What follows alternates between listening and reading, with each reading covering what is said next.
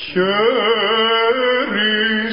ο της Ρωσίας βλαστός, των ακεστόρων ευεργέτης ο μέγιστος, και πάσης της Εκκλησίας αρχιερεύς ο σεπτός, των αθεϊζόντων η κατάπτωσης, δαιμόνων αντίπαλος, ασθενών επιστήριγμα,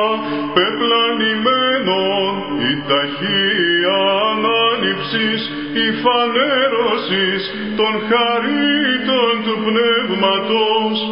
λίχνος ο φαϊνότατος ο φέγγον της πέραση,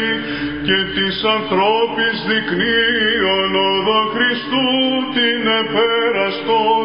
Λουκά Θεηγόρε, των πιστών παρηγορία και αγαλία μας. Οι ιερείς σου, Κύριε, ενδύσσονται δικαιοσύνη, και οι όσοι σου αγαλιάσονται, η φράνας των λαών του Θεού,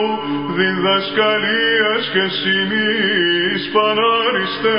του σώματος ιατρίες και φωταυγίες ψυχής,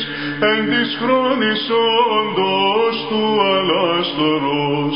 ως πέτρα γαρπής Θεός του Χριστού η ακλόνητος, της ασεβίας επαφρίζοντα κύματα, Πάτερες της σας, ευτολμία του πνεύματος, όθεσε μακαρίζομεν Λουκά Θεός στήρικτέ, και κατά χρέος τιμώμεν την συνεπέτειον άσμασιν, ετούντες λυτές σου νοσημάτων θεραπείαν και την ειρήνευση. Τιμιος εναντίον Κυρίου ο θάνατος του οσίου αυτού, πάσαν την επιγής βιωτήν, Λουκά διήλθες εν ανάγκες